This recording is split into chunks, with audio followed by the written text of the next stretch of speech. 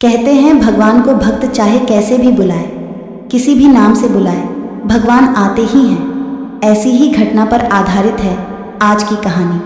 आज से 600 वर्ष पूर्व की बात है। एक गांव में एक किसान रहता था। किसान को भगवान में भरोसा तो बहुत था, परंतु भक्ति कैसे करते हैं, पूजा पाठ कैसे करते हैं, उसे ये नहीं पता था। उसने अपने माता पिता से यही सुना था कि कोई संत महात्मा गुरु बनकर जब कोई नामदान दे देते हैं तो उसी से शिष्य का बेड़ा पार हो जाता है। ऐसे ही वो संतों की तलाश में रहता था। एक दिन एक साधु उधर से गुजर रहे थे। किसान ने जैसे ही साधु महात्मा को देखा, उसे उसके माता पिता की बात याद आ गई। वो तुरंत उन साधु के पास पहुंचा और उसने उनकी सेवा की इच्छा जताई। साधु महाराज ने उसे अनुमति दे दी। किसान ने उनकी सेवा शुश्रूषा की।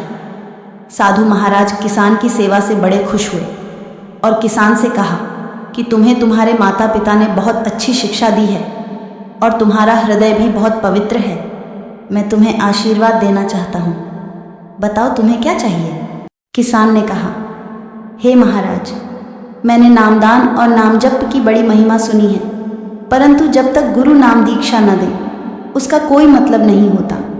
अतः आप मुझे शिष्य रूप में स्वीकार कर मुझे नामदान देने की कृपा करें। साधु महाराज ने पहले उसे मंत्र दीक्षा देनी चाहिए और उसे 12 मंत्र बताया, परंतु किसान ने कहा, गुरुदेव, मुझे इतना लंबा मंत्र याद नहीं रहेगा।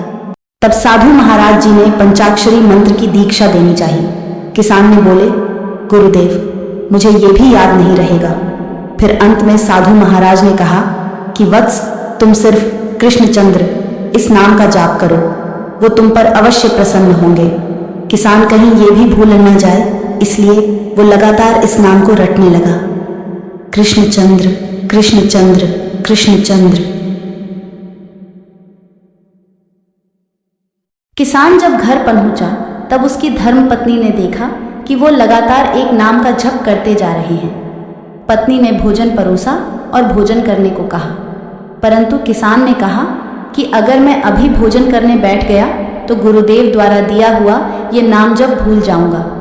धर्मपत्नी ने कहा कि आप भोजन कर लीजिए, मैं ये नाम याद रख लूंगी।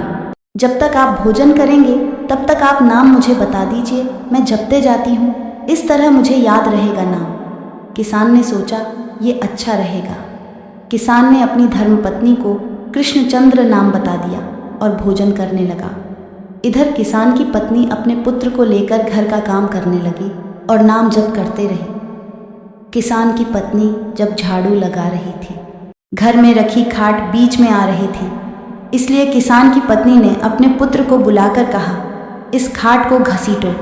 इसी घसीटो बोलने के क्रम में उनकी पत्नी द्वारा नाम कृष्णचंद्र से बदलकर घसीटा चंद्र का जप करने लगी।